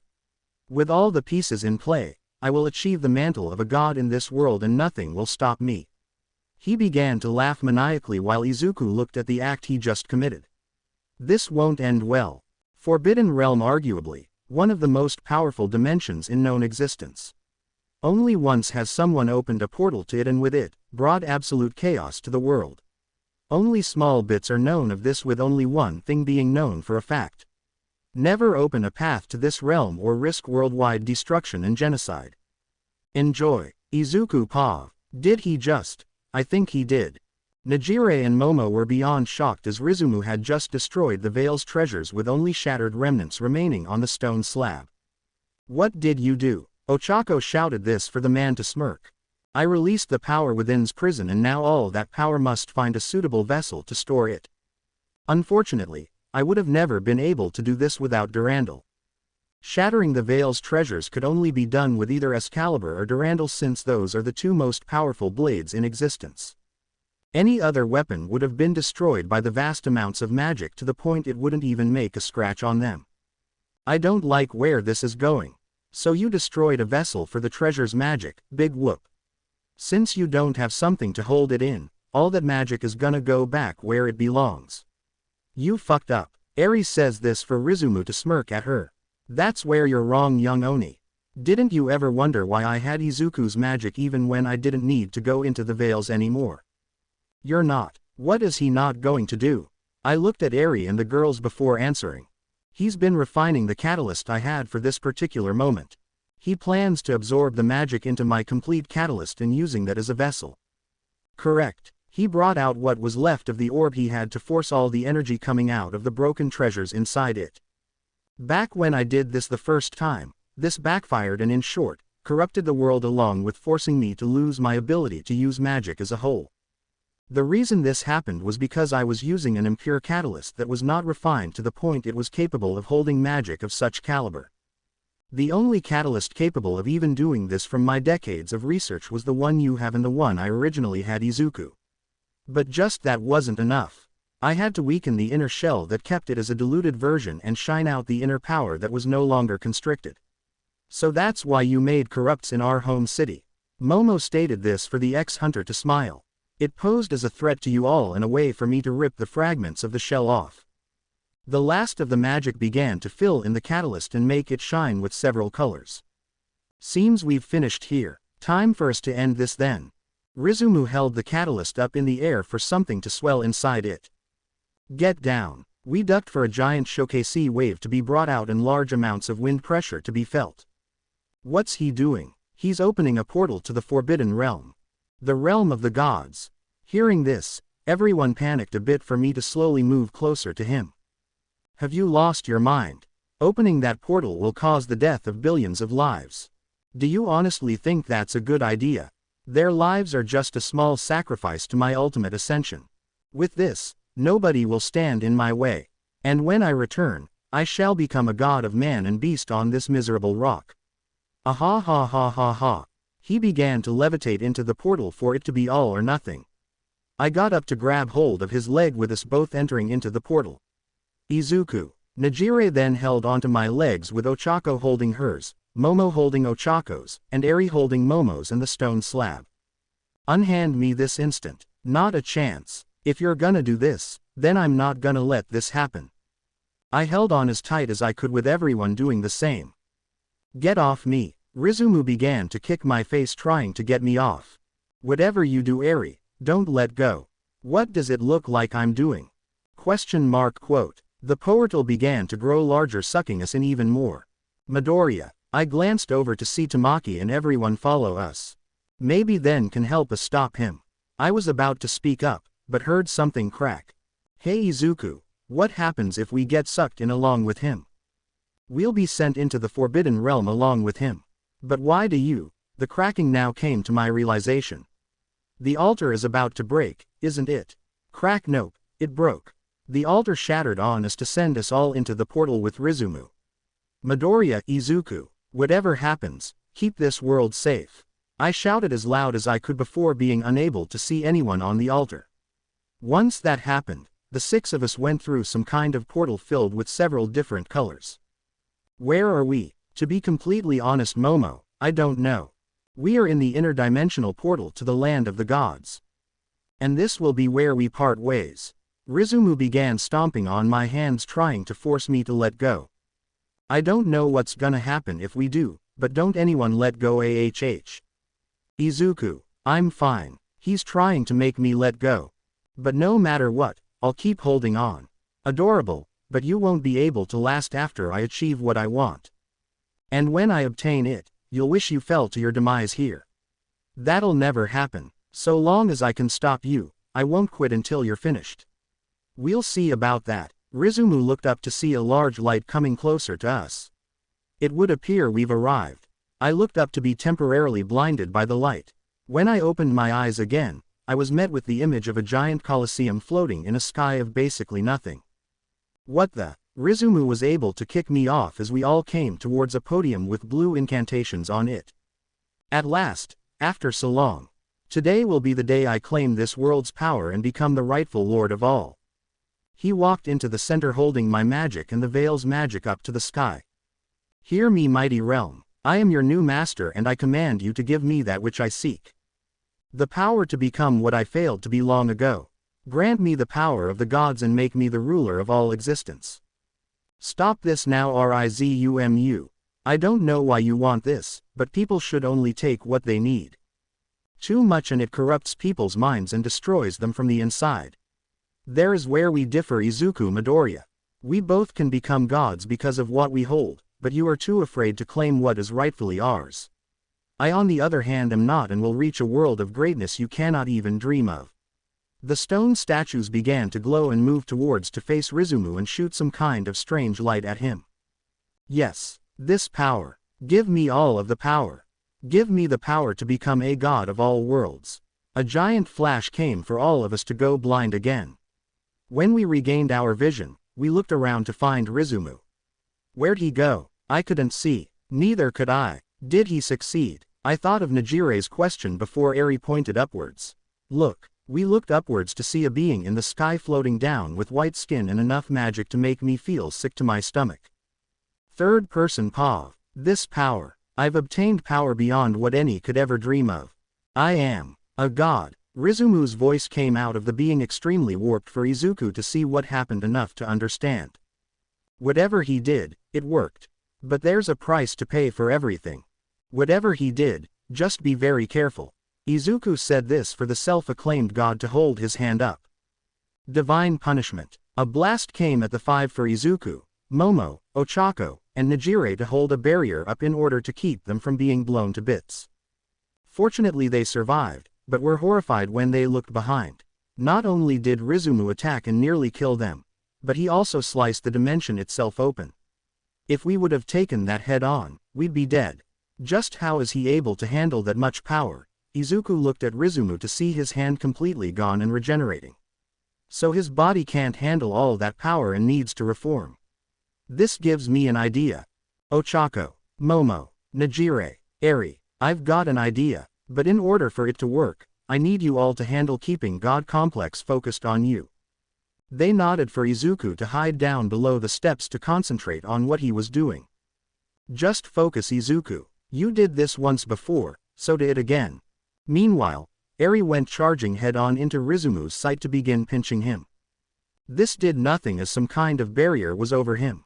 Najire and Ochako came next to launch a barrage of lightning and fire magic in order to do something as well. Once again, this was blocked by the barrier, with Momo sending large amounts of wind at it to hopefully do something. This however did nothing again for his attention to turn towards the black-haired girl. Sin chains. Rizumu sent some kind of chains from the ground up to wrap around Momo for her magic to feel as if it was being sucked out of her to leave her almost completely defenseless. Momo. Najire ran as fast as she could to her friend as Rizumu created a ball of darkness in his hand. Purge of darkness. The act destroyed his arm, but the two were able to evade just in time. When the small ball of a diameter of 2 inches touched a column, it created a giant vacuum of magic that almost swallowed everyone inside it to leave a gaping hole in the dimension where the ball hit. We can't even hit him. but if we get one of his attacks at full blast. Quote. Najire began to shake with Eri finishing her sentence. There's no way we'll survive. Rizumu levitated back up towards the sky to stare down at everyone. He then created a strange light in his hands to hold up towards the sky. Purgatory's light. The ball began to shine and blast a giant beam at the girls. Najire, Ochako and Najire used all their magic to hold a barrier with the attack coming through slowly. It's no good. It'll get through soon. Eri stood in front of everyone placing her hands on the barrier to infuse her magic inside and hold it a tad longer. This sadly did little as it still came through. When it did though, the Oni held it and singed her hands in the process. Ah! The blast finally ended with Eri on the ground in pain with much of the skin on the palms of her hands burned off. She was panting in pain with now everyone out of magic and not sure what to do now. No matter what we hit him with, it makes no difference with that barrier he has. Not only that, but the magic we used completely drained both of us Ochako. Not to mention that these chains are somehow keeping my magic from being used. Pant I don't think I can fight anymore. Eri was on the ground shaking with some bone being seen in her hands. We take one more blast, it's over. Then it's a good thing I finished. Izuku replied to Momo for everyone to look over and see him holding a small black ball of something in his right hand. The more notable part of this though is that Izuku was shaking for some reason. What is that? You're about to find out. Izuku walked to the front of everyone looking at Rizumu to smirk. So you've found a way to attain god-level powers, huh? But the way your body falls apart, I don't think you can control it for long periods of time. Not only that, but the magic you're using doesn't seem that strong. If you really were on a god's tier, you wouldn't waste your time using small attacks and instead, destroy this dimension with us alongside it. Rizumu didn't answer before holding his now reformed arm out to Izuku. Divine punishment. This is it. Ochako clenched her fist in anger. Najire began shaking seeing the attack. Momo started to think back and apologize for not being a better daughter to her own mother. Eri looked at the attack somewhat accepting her fate, and Izuku only smiled. He threw the small ball at the blast for some kind of magical force to pull it inside. This soon went to Rizumu to hit his barrier and stop to make some kind of unimaginable force pull whatever was near it inside the dark orb. Izuku, what is that? Momo asked again for Izuku to answer. Have you all ever learned of void magic before? They all shook their heads no. Then allow me to explain. Void magic is one of the most powerful magics one can create with it only being able to be used by merging all 5 different magics perfectly into one another. But to do this, it takes time and a lot of magic. Though I'm almost completely restored of my magic, it took everything inside me just to make that small spell. But why is void magic so important? Najire asked for Izuku to explain. Nothing can beat it, not even god-tier magic since it works in an aspect of collapsing in on itself taking whatever's in its way with it.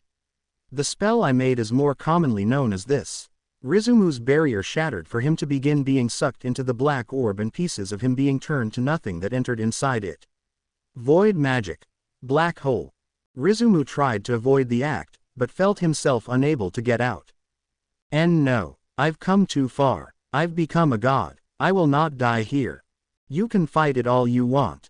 But that won't stop until it pulls in all the magic that's in the area. So the fact you made everyone's magic get drained out of them, you just made yourself an even bigger target. Izuku shouted this for Rizumu's leg to be caught inside the black hole and pull him inside it.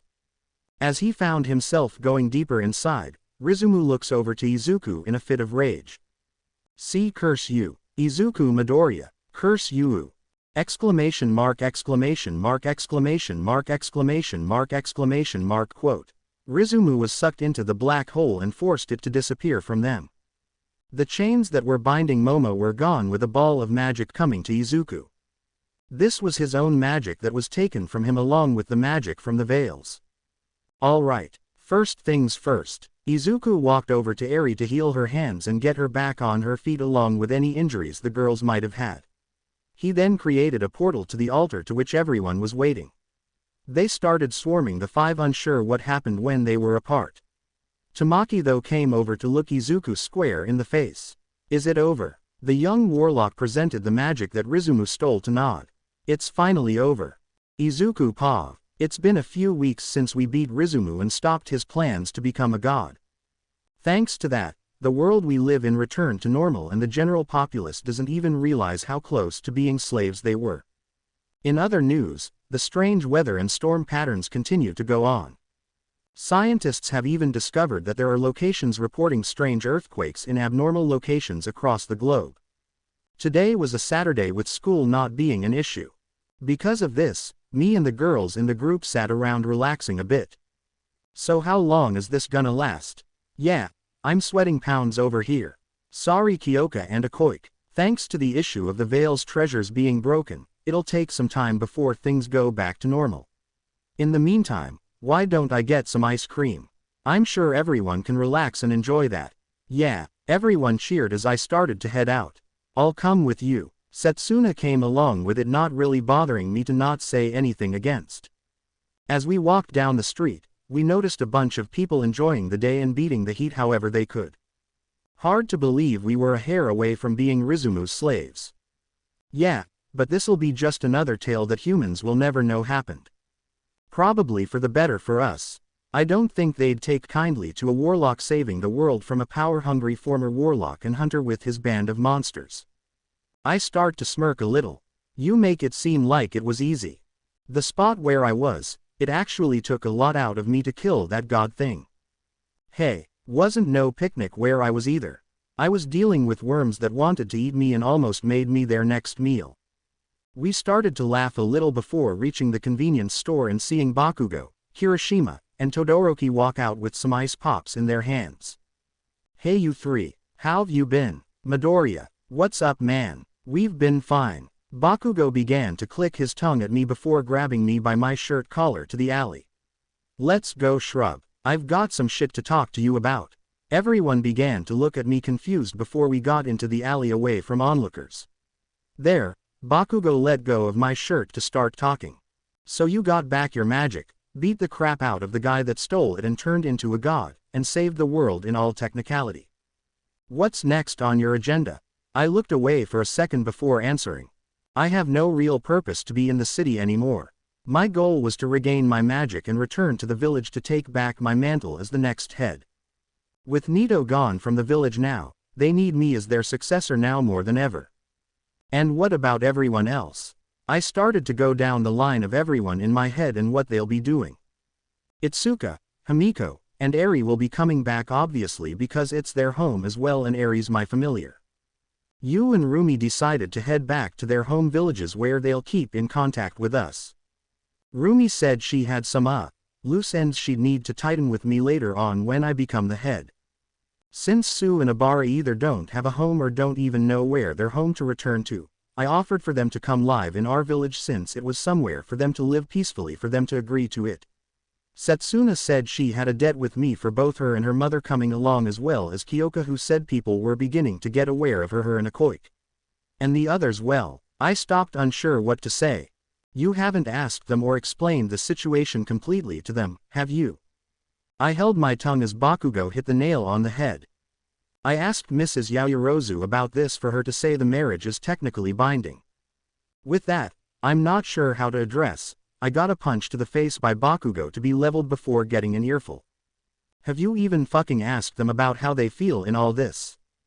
Question mark. What kinda shit rag doesn't even ask his fiancés about how they feel of him leaving or about them maybe coming along when all is said and done? It's not like I asked for them to be my wives. If it wasn't for Nito doing what he did, this would have never been an issue. Then say something to them, damn it. Their decision matters in this as well, and if they don't come with you, then allow them to live here as their own person, not one of your fucking SKANKS. Bakugo's words rang into me more than his punch. Why, you're right. I should have asked them about this after the incident with Rizumu. If I did, this wouldn't be as complicated. Bakugo turns to the exit of the alley before speaking up. Sometimes you're a complete fucking idiot. Any fool with half a brain could tell that you'd need their opinion. This is kinda where I hate the fact Uraraka chose you and not me. He walked out to the end of the alley before saying one final thing. To be completely honest, I'd still hate you even if you were a human. You're too much of a pushover. I smirked at this before replying. If we're being fair, I can't stand you because of your attitude. Ha, guess we're in the same boat. Let's go, dumbass, we've left everyone waiting long enough. Right behind you, douchebag. We walked back to everyone with Setsuna holding the ice cream for us to return home with. I need to talk to the girls when I get the chance. Meanwhile, on the other side of town, Tamaki paused. So it's over, huh? Yep. Mel began pouring us some tea while going over some of our former teacher's notes.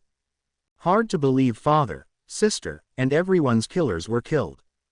I pulled out Father's cross to look at it before seeing the damage from when I was a chimera in a mirror beside me. Amazing how much information Rizumu did on the veils. It says that the egg shape was to symbolize the fact when the Guardian's 100-year cycle ends, they transform into the treasure with the egg crystal hatching and becoming the next Guardian for another 100 years. So its life is birth, protect, preserve, death, and renewal. Not a bad way to deal with this. It even says if the cycle is broken, the Guardians will be revived when the power is returned and hold the magic of the treasure until a new crystal egg can be made. Truly a marvel. I started to lean back in my chair looking at the ceiling. So what now? We did what we wanted to become hunters for, and peace with the mythical beings will avoid any real wars to break out and even less of those attacking humanity. Not only that, but we don't have anywhere to go after this. Mel started to think about this for a silence to be in the room. It was only broken when she suggested an idea. Let's rebuild the church. What? I sat right to look at her correctly. Face it. We have no purpose in the hunters anymore, and because of your Harem appearance, this'll be as far as we go. I might be able to go higher up on the chain of command, but I won't without you. To be fair, I also can't really go back to normal human life anyway. That chimera BS I was part of didn't exactly make my appearance look so well. I stated this with touching my horns to prove a point. But why rebuild the church? Mel went silent before saying what she did as best she could. Because it helped you and me come together with everyone. She started to get up and walk towards me to hold my hand. When we were in that church, I felt happy to be in there. I had purpose and joy. We might have struggled, gotten mad at each other at points, even were scolded sometimes, but I can't think of anywhere better to be by you than that church right now. She placed her forehead on mine to smile. It's gonna take some hard work. We're literally building the church from the ground up. I know, but it doesn't mean I'd hate that. We slowly came closer for our faces to be centimeters apart before we heard a meow from somewhere. Muro. Talk about a cutesy moment. We looked to the side to see Mrs. Yaoyorozu's familiar with two women that were Nekomata as well.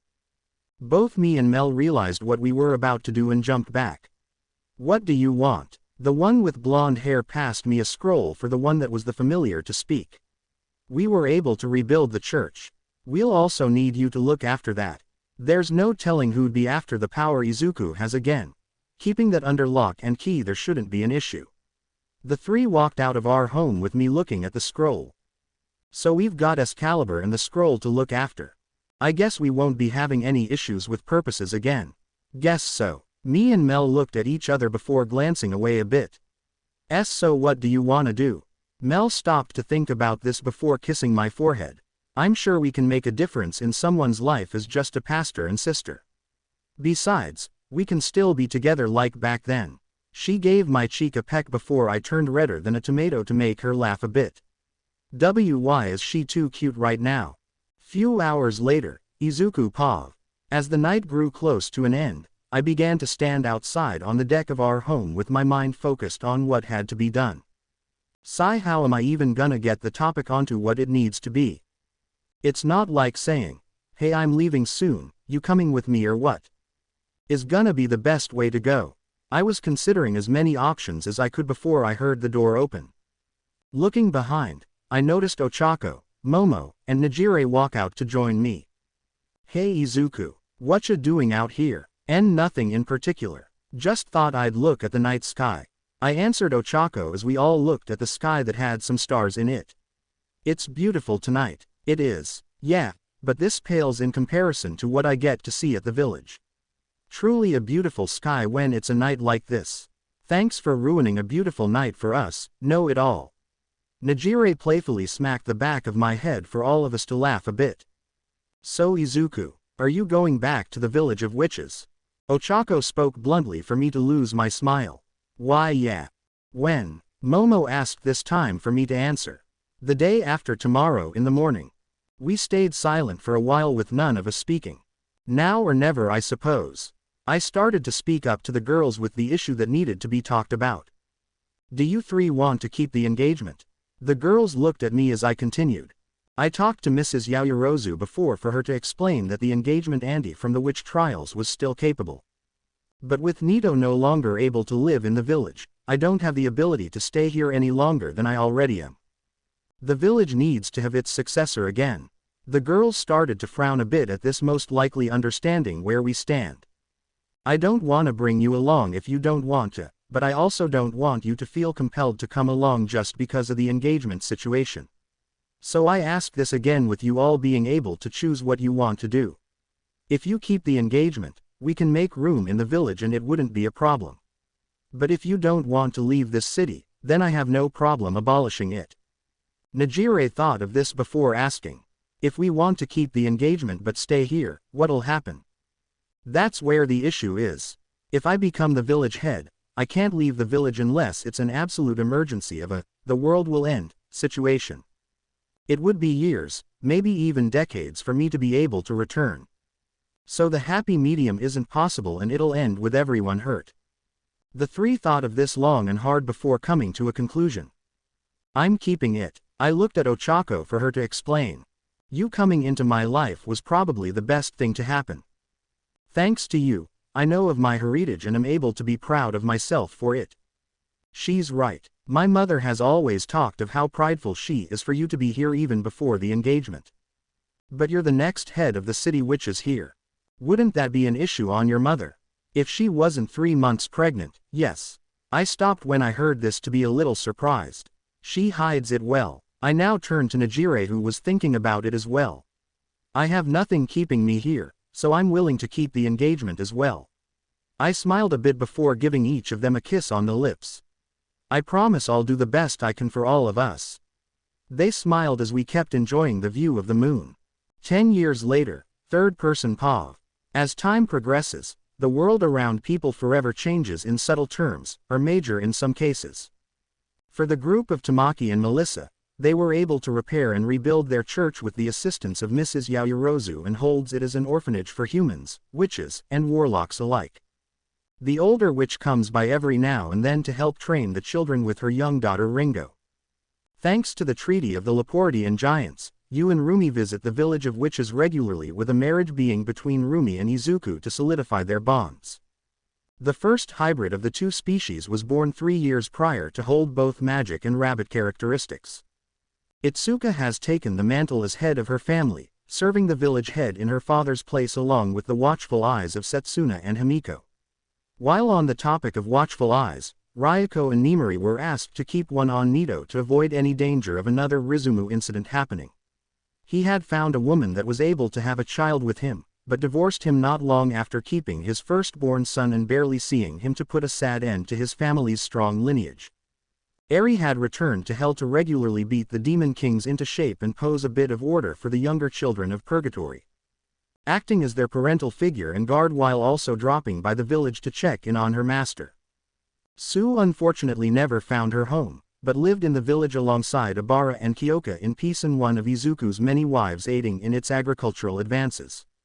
Along with the group, Mei and Mina followed to the village with the half-dwarf, making great inventions for the village to make it somewhat more modern.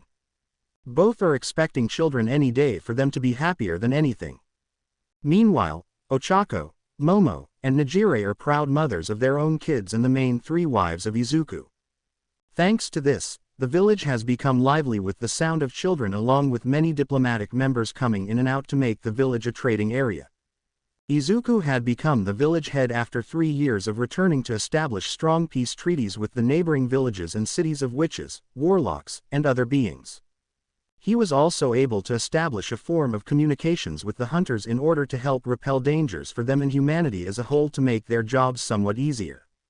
He is now the father of 2 sons by Momo, a daughter by Najire, a son and daughter by Ochako, soon a son by Mei, soon 2 daughters by Mina, a daughter by Itsuka and Himiko, a son by Setsuna, and a son by Kyoka, Su, and Abara. Though he has all the power he could imagine, he looks back on the days he had to struggle to regain what he had and never wastes what he holds.